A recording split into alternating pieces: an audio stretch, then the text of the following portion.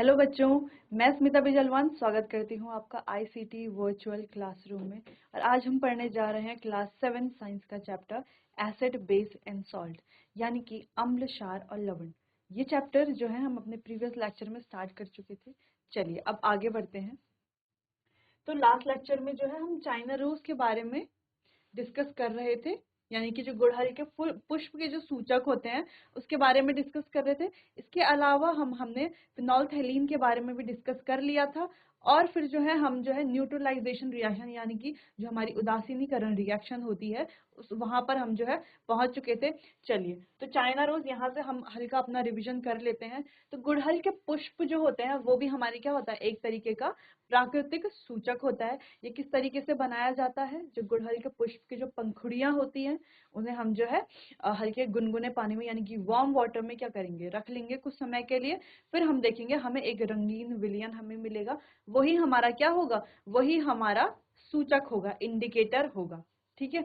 चलिए तो ये जो इंडिकेटर है, जो सूचक हमें मिला है, इस तरीके का कुछ हमारा होगा, है ना। पुष्प की तरह जो पुष्प की पंखुड़ियों का जो रंग होगा उसकी तरह जो क्या होगा, ये हमारा इंडिकेटर होगा, सूचक होगा।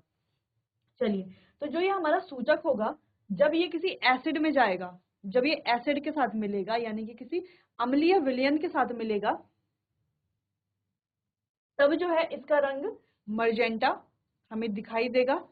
और जब ये जो हमारा सूचक है ये किसी बेस के साथ या किसी क्षारीय विलयन के साथ जाकर के मिलेगा, तब जो है इसका रंग जो है हमें हरा, हमें रंग इसका दिखेगा। तो यहाँ से हम इजीली जो है डिफरेंशिएट कर सकते हैं, या इजीली हम बता सकते हैं, या इजीली हम जो है एसिड और बेस यानी कि अम्ल और क्षार का जो प्रकृति है उसको भी हम जो है आसानी से बता सकते हैं। ठीक है, इस इंडिकेटर की मदद से।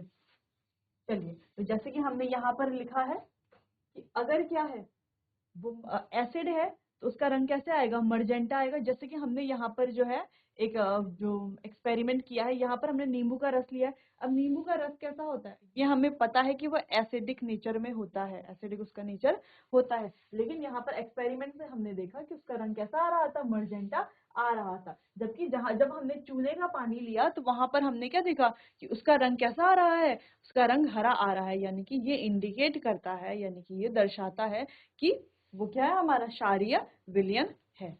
तो यहाँ पर कुछ हमने जो है कुछ सॉल्यूशंस देख लेते हैं, उनके टेस्ट हमने यहाँ पर करे। ठीक है, तो ये टेस्ट जो है हम घर में भी कर सकते हैं। जैसे शैम्पू के साथ हमने टेस्ट किया, यहाँ पर हमें क्या देखने को मिला कि उसका जो कलर था, इनिशियल कलर, यानी कि जो उसका पहले से जो कलर है, इनिशियल यानी कि पहले जो उसका कलर था वो मिल्की था, बाद में उसका जो फाइनल कलर वो हरा हो गया। तो कलर हरा होने का मतलब क्या है, वो एक बेस है। ठीक है, हरा होने का मतलब क्या है कि वो एक बेस यानी कि क्षार है। ठीक है, आगे हमने लेमन जूस लिया, नींबू का पानी लिया, नींबू का रस लिया, सॉरी, नींबू का रस का जो हमने कलर देखा वो क्या था, डर्टी व्हाइट था। ठीक है, फिर उसमें जो है हमने अपना ये चाइना रोज इंडिकेटर यानी कि गुड़हल का पुष्प का जो सूचक है उसकी 4-5 बूंदे डाली। फिर हमें देखने को मिला उसका रंग जो है मर्जेंटा में बदल गया, यानी कि वो क्या है, हमारा एक एसिड है। इसी प्रकार हमने कई सारे जो एग्जाम्पल है इनको यहाँ पर देख लिया था। अब आगे बढ़ते हैं, हमारा फिनोल्फथालीन जो हमारा सूचक है, ठीक है, ये एक सिंथेटिक इंडिकेटर है। और ये क्या करता है, एसिड को कलरलेस बनाता है, यानी कि रंगहीन बनाता है, और क्षार को ये गुलाबी से लाल में परिवर्तित यहाँ पर करता है। ठीक है, तो ये इसका जो इम्पोर्टेंट पॉइंट था ये भी आपने नोट कर लिया होगा। अब हमारे पास था हमारे उदासीनीकरण जो रिएक्शन होती है, उदासीनीकरण जो प्रक्रिया होती है वो किस प्रकार होती है। अभी तक हमने एसिड के बारे में पढ़ा और बेस के बारे में पढ़ा और सॉल्ट के बारे में भी पढ़ा। ठीक है, एसिड के बारे में हमने क्या पढ़ा कि वो स्वाद में खट्टे होते हैं, बेस के बारे में वो स्वाद में कड़वे होते हैं, सॉल्ट के बारे में जिन जो ना एसिड है ना बेस है वो हमारे क्या है, वो तो सॉल्ट है। बाकी सॉल्ट के अलावा और जैसे शुगर है, तो शुगर क्या है, ना एसिड है ना बेस है ना सॉल्ट है, तो शुगर क्या है, न्यूट्रल सब्सटेंस है। तो यहाँ पर हमने 3 चीजें पढ़ी थी कि हमारे अम्ल, क्षार और जो हमारे न्यूट्रल सब्सटेंस होते हैं, न्यूट्रल पदार्थ होते हैं। ठीक है, चलिए तो यहाँ पर जब हम एक एसिड और एक बेस को क्या करते हैं, मिला देते हैं आपस में, तो वहां पर क्या कहलाई जाती है, वहां पर होती है हमारी उदासीनीकरण प्रक्रिया जो होती है। ठीक है, वहीं पर होती है हमारी उदासीनीकरण प्रक्रिया। चलिए तो इसे पढ़ते हैं। When an acid solution is mixed with a basic solution, जब एक अम्लीय विलयन एक क्षारीय विलयन के साथ मिलता है तो दोनों ही जो हमारे क्या है, दोनों का ही जो विलयन है वो क्या हो जाता है, आपस में न्यूट्रलाइज कर देता है। आपस में क्या हो जाता है, न्यूट्रलाइज हो जाता है, यानी कि उदासीन हो जाता है आपस में। ठीक है, the reaction between an acid and base is known as neutralisation. और एसिड और बेस की रिएक्शन, बीच की जो ये रिएक्शन है, इसी को ही उदासीनीकरण प्रक्रिया बोला जाता है। Salt and water are produce in the process with the evolution of heat. यहाँ पर जो है नमक और पानी जो यहाँ पर बनता है, जो हम एसिड और बेस को मिलाते हैं तो क्या बनता है यहाँ पे, सॉल्ट और वाटर, यानी कि नमक और पानी बनता है। और थोड़ा सा हीट भी यहाँ पर निकलती है, हीट भी यहाँ पर थोड़ा निकलती है। तो ये एक इंपॉर्टेंट पॉइंट है, तो ये आपको नोट कर लेना है कि जो अम्ल और क्षार के बीच की जो रिएक्शन होती है, जो प्रक्रिया होती है, उसी को ही हम उदासीनीकरण प्रक्रिया बोलते हैं। इस प्रक्रिया के बाद जो है नमक और पानी यहाँ पर निकलते हैं और साथ में थोड़ा सा हीट भी यहाँ पर इवॉल्व होती है, हीट भी निकलती है। ठीक है, तो इस तरीके से कुछ रिएक्शन होता है। देखो ये हमारा है एसिड और ये हमारा है बेस। जब ये दोनों मिले तो क्या बना हमारा, H2O और सॉल्ट, और थोड़ा सा हीट भी यहाँ पर निकली। एसिड देखो यहाँ पर HCl, हमने एसिड लिया है। HCl कौन सी एसिड होती है बताइए। देखो HCl है हमारी हाइड्रोक्लोरिक एसिड। ठीक है, HCl क्या है हमारी, हाइड्रोक्लोरिक एसिड। एक स्ट्रॉन्ग एसिड होती है, क्या होती है, एक स्ट्रॉन्ग एसिड होती है हमारी हाइड्रोक्लोरिक एसिड। उसके बाद हमारे पास है हमारा सोडियम हाइड्रोक्साइड। अब सोडियम हाइड्रोक्साइड क्या है हमारा, ये होता है एक बेस। क्या होता है, ये हमारा एक बेस होता है। ठीक है, बेस यानी कि क्षार होता है जो सोडियम हाइड्रोक्साइड होता है। ठीक है, चलिए ये क्या होता है हमारा बेस, यहाँ पर होता है सोडियम हाइड्रोक्साइड। अब जब ये एसिड, हाइड्रोक्लोरिक एसिड और जो हमारा सोडियम हाइड्रोक्साइड आपस में मिलते हैं तो क्या होगा यहाँ पर, न्यूट्रलाइजेशन रिएक्शन, यानी कि उदासीनीकरण यहाँ पर रिएक्शन हमारी होती है। ठीक है,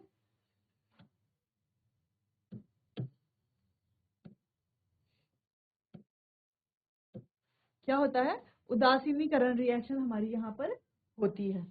ठीक है, तो उदासीनीकरण रिएक्शन से यहाँ पर क्या बनता है, देखो यहाँ पर बन रहा है वाटर। ठीक है, वाटर यानी कि पानी, जिसको हम H2O भी बोल रहे हैं, और बनता है सॉल्ट, सॉल्ट यानी कि NaCl, सोडियम क्लोराइड। तो सोडियम क्लोराइड क्या है हमारा, सॉल्ट है, फॉर्मेशन ऑफ सॉल्ट, यहाँ पर क्या बन रहा है, सॉल्ट भी बन रहा है। सॉल्ट क्या, सोडियम क्लोराइड, NaCl है ना, सोडियम क्लोराइड। ठीक है, तो ये रिएक्शन किस तरीके से हो रही है, देखो HCl और NaOH जब मिलते हैं तो क्या बना रहे हैं, देखो NaCl और H2O। देखो यहाँ पे Na और Cl एक साथ आ जा रहे हैं और यहाँ पे एक H बचा रहा है, OH। तो कितने हो गए, 2H और एक हो गया ना, H2O। तो इस तरीके से ये रिएक्शन हमारी होती है, इसी को न्यूट्रलाइजेशन रिएक्शन बोला जाता है। चलिए, तो अब जो है न्यूट्रलाइजेशन रिएक्शन के बारे में आप जो है नोट कर लीजिए पूरा। आप ये पूरा नोट करेंगे, उसके बाद ये रिएक्शन भी लिखेंगे, साथ में ये जो इनकी ये बेसिक रिएक्शन है, जनरल रिएक्शन है, ये भी आप लिखेंगे। साथ में आप ये डायग्राम भी बनाएंगे और यहाँ पे सॉल्ट और वाटर को इंडिकेट भी करेंगे, सॉल्ट प्लस वाटर यहाँ पर फॉर्म हो रहा है। ठीक है, चलिए अब इसे नोट कर लीजिए। साथ में क्या है यहाँ पर जो है, देखो सॉल्ट के साथ जो है यहाँ पर सॉल्ट के साथ प्लस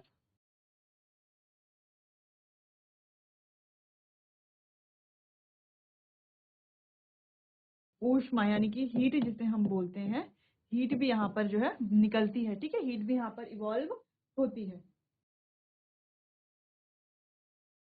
ठीक है,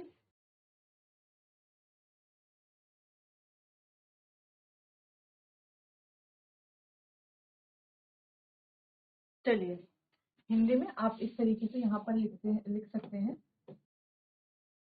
अम्ल और क्षारक यानी कि एसिड और बेस बनाते हैं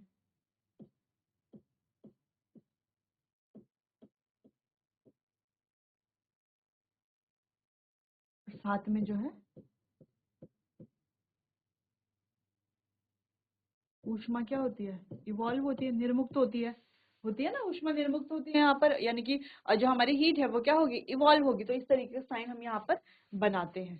ठीक है, चलिए तो ये भी आप जो है रिएक्शन लिख सकते हैं।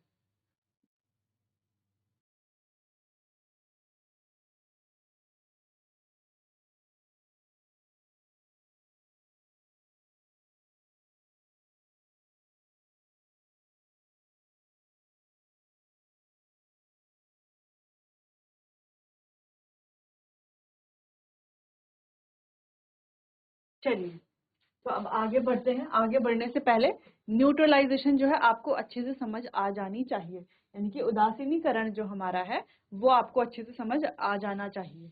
ठीक है, क्योंकि आगे जो हम पढ़ने जा रहे हैं उसमें जो है यही कॉन्सेप्ट हमारा लगेगा। ठीक है, चलिए अगला है न्यूट्रलाइजेशन इन एवरीडे लाइफ। तो उदासीनीकरण जो हमारी रोजमर्रा या आम जिंदगी में होती है, किस तरीके से होता है न्यूट्रलाइजेशन हमारी आम जिंदगी में? देखो, इनडाइजेशन,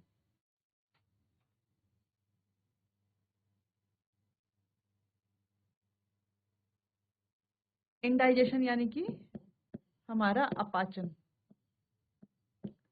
ठीक है, अपाचन। अब अपाचन से हम क्या समझते हैं?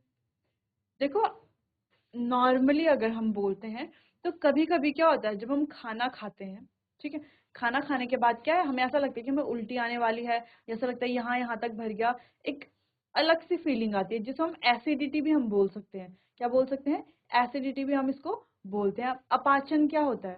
अब अपाचन क्यों होता है? देखो, जो हमारा स्टमक होता है, हमारा पेट जो होता है, तो हमको पता है कि वहां पर जो है HCl, हाइड्रोक्लोरिक एसिड यानी कि हाइड्रोक्लोरिक अम्ल जो है वो पाया जाता है। ठीक है, अब ये जो HCl है या हाइड्रोक्लोरिक अम्ल जो है, ये हमारे किस काम आता है? इस जो HCl है उससे क्या होता है, पेट में जो एसिड पाई जाती है उससे क्या होता है? देखो, जब भी हम कोई खाना खाते हैं, ठीक है, खाना खाने के लिए, खाना खाने के बाद जो है खाना को पचाने की जो प्रोसेस होती है वो हमारे स्टमक से यानी कि पेट से शुरू हो जाती है। ठीक है, तो उस प्रोसेस में जो HCl है, खाना जो है जो एसिड के साथ मिलने लग जाता है और धीरे धीरे क्या होता है, खाना जो है पचने की जो प्रक्रिया है वो शुरू होती है। ठीक है, वहां से खाना जो एसिड के साथ मिल करके जो खाना खाने को क्या करता है, डाइजेशन की जो प्रोसेस होती है वो स्टार्ट होने लग जाती है। ठीक है, इतनी बात समझ में आई। लेकिन इनडाइजेशन की जब हम बात करते हैं, अपाचन की जब हम बात करते हैं, तो वहां पर क्या होता है कि स्टमक में हाइड्रोक्लोरिक जो एसिड है वो एक्सेस में हो जाती है। एक्सेस यानी कि जो हाइड्रोक्लोरिक एसिड की जो मात्रा है वो मात्रा क्या, वो बढ़ जाती है। तो जब हाइड्रोक्लोरिक एसिड की मात्रा बढ़ जाएगी तो क्या हमें एसिडिटी फीलिंग आएगी, है ना? खाना क्या होगा, पचेगा नहीं, और एक जो है बहुत ही क्या बोल सकते हैं हम, बहुत ही हमें जो है अच्छी फीलिंग वहां पर नहीं आएगी। ठीक है, चलिए अब इसको यहाँ पर पढ़ते हैं। ड्यूरिंग इनडाइजेशन तो हम क्या कर सकते हैं, इस जो हमारे HCl जब ज्यादा बढ़ गया तो उस HCl को कैसे हम हटा सकते हैं या कैसे हम कम कर सकते हैं? देखो, HCl एक एसिड है, ठीक है, एक अम्ल है। तो अगर एसिड ज्यादा हो गया, अगर एसिड ज्यादा हो गया तो उस एसिड को न्यूट्र उदासीन कैसे किया जाए? तो उसके ऊपर हम क्या डाल दें, कोई बेस डाल दें। क्या कर लें, कोई बेस डाल दें। अगर हमारे स्टमक में एसिड ज्यादा हो गई है तो अगर हम कोई बेस उसके ऊपर डाल दें तो क्या हो जाएगा, वो न्यूट्रलाइज हो जाएगा, है ना? एसिड भी खत्म हो जाएगा और बेस भी खत्म हो जाएगा। किस तरीके से? जैसे हमारा यानी दूध या मैग्नीशिया जो होता है, दूध या मैग्नीशिया है ना, जिसको मिल्क ऑफ मैग्नीशिया बोलते हैं या मैग्नीशियम हाइड्रोक्साइड भी हम बोलते हैं। तो ये क्या है, हमारा एक अच्छा बेस है। ये क्या है, हमारा एक बेस है।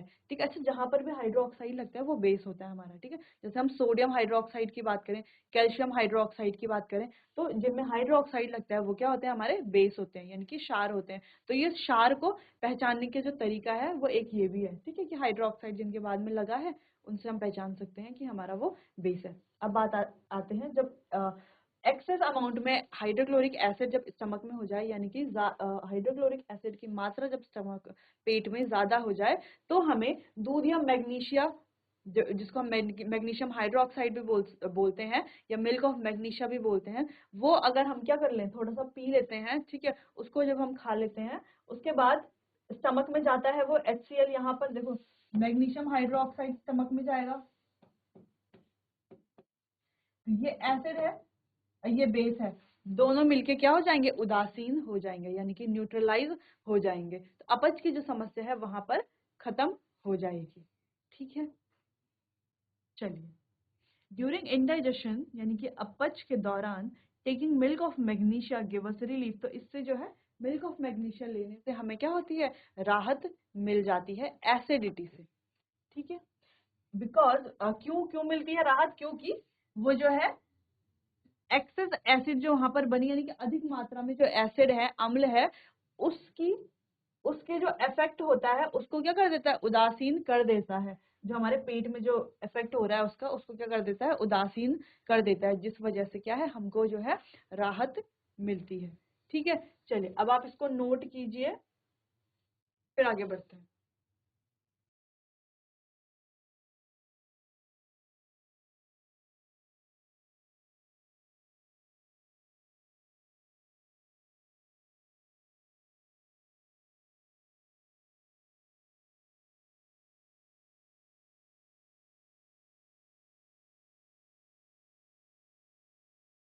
चलिए, तो इंडाइजेशन हमने पढ़ लिया।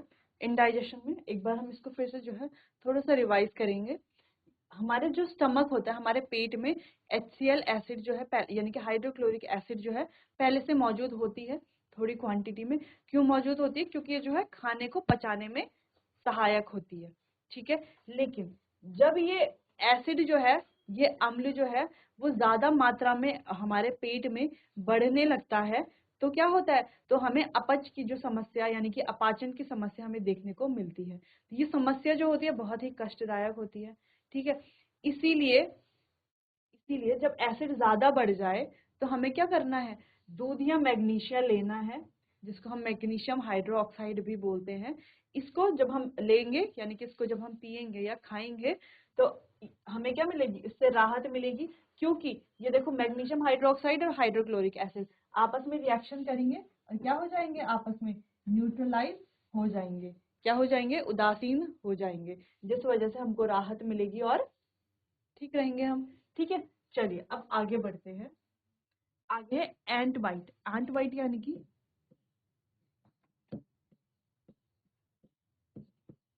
चींटी का डंक। चलिए, the effect of ant sting which is caused by formic acid. जब चींटी क्या करती है, हमारी त्वचा पे या हमारी स्किन पे कहीं पर बाइट करती है या काटती है, तो क्या छोड़ देती है वहां पर, फॉर्मिक एसिड। क्या छोड़ देती है, फॉर्मिक एसिड। देखो अभी एक एसिड है, फॉर्मिक एसिड क्या है, टाइप ऑफ एसिड है ना, एसिड का ही एक क्या है, प्रकार है। तो इसको उदासीन कैसे किया जाएगा, यहाँ पर कोई अगर हम बेस लगा दें, कोई क्या लगा दें, हम बेस लगा दें, तो क्या हो जाएगा, तो काम बन जाएगा। बेस लगा देंगे तो क्या हो जाएगा, जहां पर फॉर्मिक एसिड, जहां पर चींटी ने काटा है वहां पर फॉर्मिक एसिड है, वहां पर बेस डाल देंगे तो वहां पर क्या हो जाएगा, वहां पर एसिड और बेस मिलकर के न्यूट्रलाइजेशन रिएक्शन देंगे, और वहां पर जो है चींटी के डंक का जो इफेक्ट है, असर है, वो क्या हो जाएगा, न्यूट्रलाइज हो जाएगा। चलिए कैसे हो जाएगा, the ant sting which is caused by formic acid. तो effect of ant sting which is caused by formic acid, जो फॉर्मिक एसिड वहां पर होता है जो चींटी के डंक से, स्टिंग यानी कि डंक, स्टिंग यानी कि, स्टिंग का मतलब होता है डंक। ठीक है, बाइट यानी कि काटना, स्टिंग यानी कि डंक, कॉज्ड बाय फॉर्मिक एसिड। तो क्यों होता है वहां पर असर, क्यों दिखता है हमें फॉर्मिक एसिड, क्योंकि उसके डंक में होता है। जब वो आ जाता है तो उसको हम उदासीन कैसे करेंगे, can be neutralise by rubbing. वहां पर क्या मलना है हमें, रबिंग यानी कि मलना। क्या मलना है हमें वहां पे, मॉइस्ट बेकिंग सोडा। क्या मलना है वहां पर हमें, बेकिंग सोडा। ठीक है, मीठा सोडा भी हम जिसको बोलते हैं, या खाने का सोडा भी हम जिसको बोलते हैं। तो बेकिंग सोडा अगर हम वहां पर डाल देंगे, तो बेकिंग सोडा डालने से क्या होगा, वहां पर न्यूट्रलाइजेशन रिएक्शन हो जाएगा। ठीक है, क्या हो जाएगा, उदासीन हो जाएगा।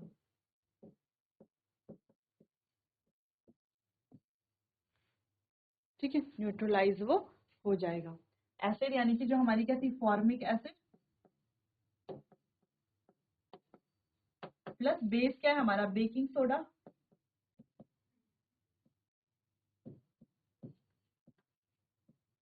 आपस में ये दोनों क्या देंगे, उदासीनीकरण रिएक्शन।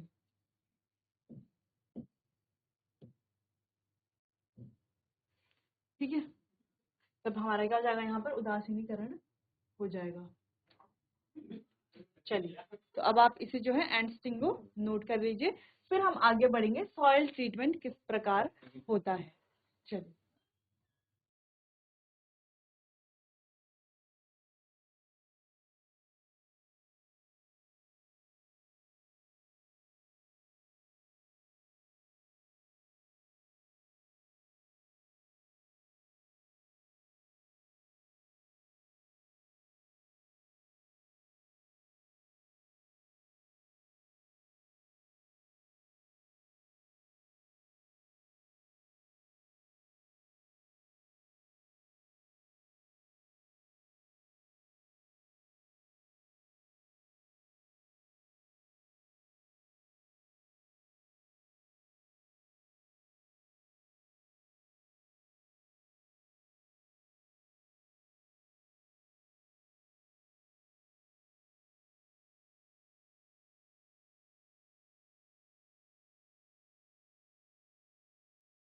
चलिए आगे बढ़ते हैं सॉइल ट्रीटमेंट की तरफ।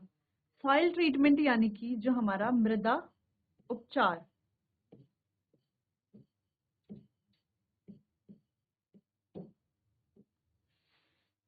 चलिए, अब मृदा उपचार किस प्रकार होगा।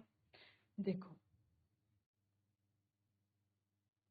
जो पौधे, जब हम, हमारी जो मिट्टी होती है, तो मिट्टी में जब हम पौधे लगाते हैं तो वो क्यों उग जाते हैं, क्योंकि जो सॉइल, जो मिट्टी जो हमारी होती है, वो क्या होती है, न्यूट्रल होती है, ना ज्यादा एसिडिक होती है, ज्यादा अम्लीय प्रकृति की भी नहीं होती, ना ज्यादा क्षारकीय प्रकृति की होती है। ठीक है, अगर जो हमारी मिट्टी है वो ज्यादा अम्लीय होगी, टू एसिडिक होगी, तो वहां पर क्या होगा, पौधे नहीं उगेंगे। और अगर वो ज्यादा बेसिक होगी, यानी कि ज्यादा जो है क्षारीय प्रकृति की होगी, तो भी वहां पर पौधे नहीं उगेंगे। ठीक है, तो हमें जो है बैलेंस बना के रखना है, ना तो मिट्टी ज्यादा जो है अम्लीय होनी चाहिए, ना ही ज्यादा क्षारीय होनी चाहिए। अगर ज्यादा अम्लीय है हमारी मिट्टी है, ठीक है, तो हम वहां पर कोई बेस मिला करके, यानी कि अगर ज्यादा अम्लीय है, ठीक है, यानी कि ज्यादा एसिडिक है, तो वहां पर कोई बेस, या जिसको हम क्षार बोलते हैं, वो मिला करके उसको न्यूट्रलाइज हम कर सकते हैं।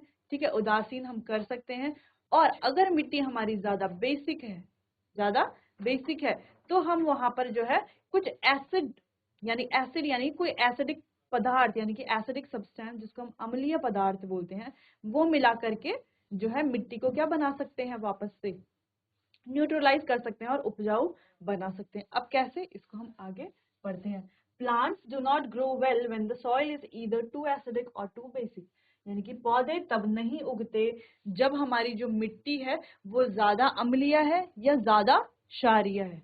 ठीक है, when the soil is too acidic, अगर जो हमारी मिट्टी है वो ज्यादा अम्लीय है, it is treated with base like, तो इसको जो है अलग अलग क्षार के साथ हम जो, यानी कि जो अलग अलग हमारे पास क्षार होते हैं उनके साथ, बेस यानी कि क्षार के साथ हम जो है ट्रीट करके, क्षार उसके साथ मिला करके जो है इसको न्यूट्रलाइज कर सकते हैं, यानी कि उदासीन कर सकते हैं। जैसे कि हमारे पास बेस है हमारा क्विक लाइम, देखो यहाँ पर है क्विक लाइम, जिसको हम बिना बुझा हुआ चूना भी बोल सकते हैं, जिसको कैल्शियम ऑक्साइड भी बोल सकते हैं। और यहाँ पर है हमारा स्लेक्ड लाइम, जिसको हम बुझा हुआ चूना बोलते हैं, कैल्शियम हाइड्रोक्साइड, बुझा हुआ चूना। ठीक है, तो ये हमारे कुछ बेस हैं, जिसे हम ये हमारे कुछ बेस यानी कि क्षार हैं, जिसे हम अम्लीय मिट्टी में डाल करके क्या बना सकते हैं, न्यूट्रलाइज, एसिड के जो इफेक्ट है उसको न्यूट्रलाइज कर सकते हैं। ये तो रही पहली बात। अब दूसरी बात की तरफ बढ़ते हैं कि if the soil is basic, अगर सॉइल क्या है हमारी ज्यादा क्षार हो गई है, ठीक है, ज्यादा क्षार हो गई, तो हम वहां पर ऑर्गेनिक मैटर, यानी कि ऑर्गेनिक मैटर से हम क्या समझते हैं, ऑर्गेनिक मैटर यानी कि वहां पर जैव पदार्थ डाल करके, जैव पदार्थ हम वहां पर डालेंगे। ठीक है, जैव पदार्थ से क्या होगा, उनसे जो है अम्ल निकलता है, जिस वजह से जो हमारी मिट्टी है उसका नेचर कैसा हो जाएगा, बेस, यानी कि जो उसका बेसिक नेचर है, उसकी जो क्षारीय प्रकृति है वो क्या हो जाएगी, उदासीन हो जाएगी। ठीक है, इतना अब आप समझ चुके हैं। ठीक है, तो यहाँ पर हमने दो इम्पोर्टेंट पॉइंट पढ़े हैं। एक, पहला पॉइंट हमने क्या पढ़ा कि अगर मिट्टी ज्यादा एसिडिक है, ठीक है। और दूसरा पॉइंट क्या पड़ा, अगर मिट्टी ज्यादा बेसिक है, अगर ज्यादा एसिडिक है,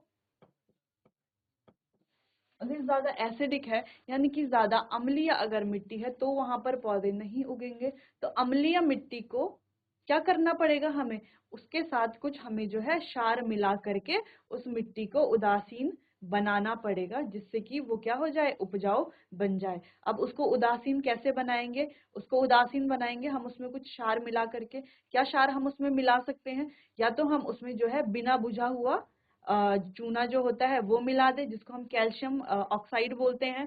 ठीक है, या तो हम उसमें बुझा हुआ चूना डाल दें, जिसको हम कैल्शियम हाइड्रो ऑक्साइड बोलते हैं। ये मिला करके जब हम मिट्टी में मिला देंगे ये बेस, तो उससे क्या होगा, वो न्यूट्रलाइज हो जाएगा, उदासीन हो जाएगा। दूसरा केस, अगर मिट्टी ज्यादा बेसिक है यानी कि ज्यादा क्षारीय प्रकृति की है मिट्टी, तभी भी वहां पर पौधे नहीं उगेंगे। ठीक है, तब हम वहां पर क्या डालेंगे, कुछ जैव पदार्थ डालेंगे। जैव पदार्थ क्या करेंगे, एसिड रिलीज करते हैं। ठीक है, एसिड यानी कि अम्ल छोड़ते हैं, जो कि वो जो अम्ल है इस बेस के साथ मिल करके क्या बनाएगा, यहाँ पर भी उदासीन हो जाएगा और मिट्टी जो है उपजाऊ बन जाएगी।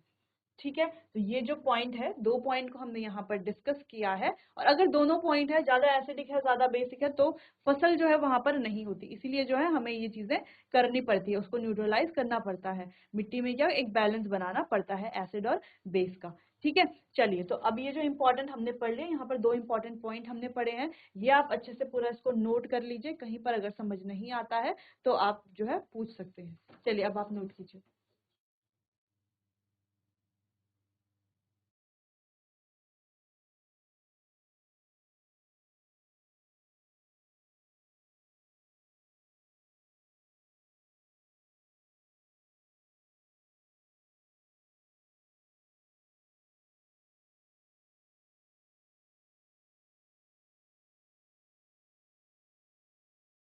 चलिए, तो ये आपने नोट कर लिया होगा। अमृता उपचार जो है आपको अच्छे से समझ आ गया होगा, किस तरीके से जो है अगर अम्लीय मिट्टी है या क्षारीय मिट्टी है तो किस तरीके से हम उसका उपचार करते हैं और उदासीन वहां पर उसे बनाते हैं। अब आगे बढ़ते हैं।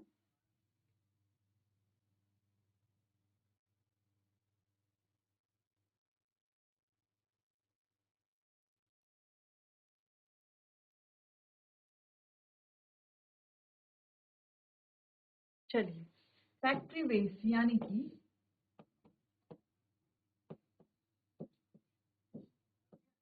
कारखानों का अपशिष्ट भी हम जिसे बोलते हैं।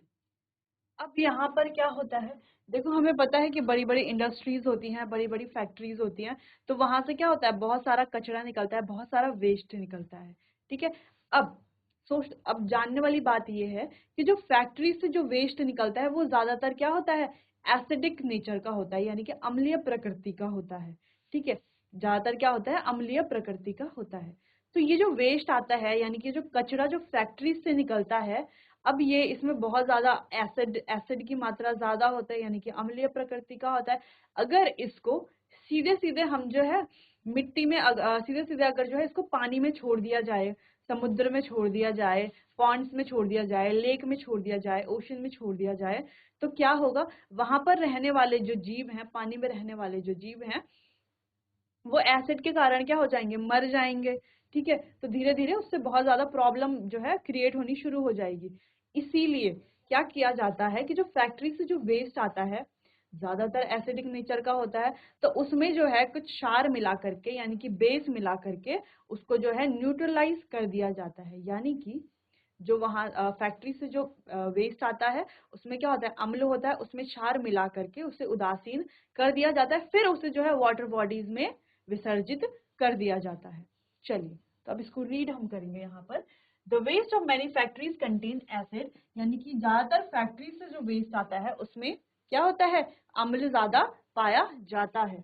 If they are allowed to flow into the water bodies, अगर इन्हें जो है सीधे ही वाटर बॉडीज में बहने दिया जाए, अगर ये जो वेस्ट है जिसमें एसिड है, ठीक है, जिसमें एसिड यानी कि अम्ल है, इसको सीधे ही वाटर बॉडीज में अगर बहने दिया जाए, तो ये जो एसिड है वहाँ की मछलियों को और जो भी वहाँ पर अलग अलग जीव जंतु होते हैं उनको क्या करेगा, खत्म कर देगा। इसीलिए फैक्ट्री जो होती है उस वेस्ट को क्या करती है, न्यूट्रलाइज कर देती है, क्योंकि उसमें कोई भी क्षार या पदार्थ डाल करके उसे न्यूट्रलाइज कर देती है, जिस वजह से हमारे जो पानी में रहने वाले जो जीव जंतु हैं, कोई ऑर्गेनिज्म है, प्लांट्स हैं, उनको कोई परेशानी नहीं होती।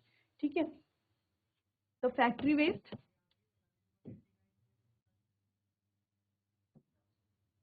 फैक्ट्री वेस्ट जो है वो क्या है, हमारा एसिड है, उसमें कोई बेस मिला करके क्या कर दिया जाता है, उसे न्यूट्रलाइज न्यूट्रलाइज कर दिया जाता है, यानी कि उदासीन कर दिया जाता है। अब यहाँ पर खत्म होता है हमारा चैप्टर, यहाँ पर खत्म होता है हमारा चैप्टर। चलिए, तो एसिड बेस और क्षार यानी कि अम्ल, क्षार और लवण, एसिड बेस और सॉल्ट के बारे में हमने पढ़ लिया। यहाँ पर हमने न्यूट्रलाइजेशन रिएक्शन के बारे में पढ़ा, यानी कि उदासीनीकरण के बारे में पढ़ा।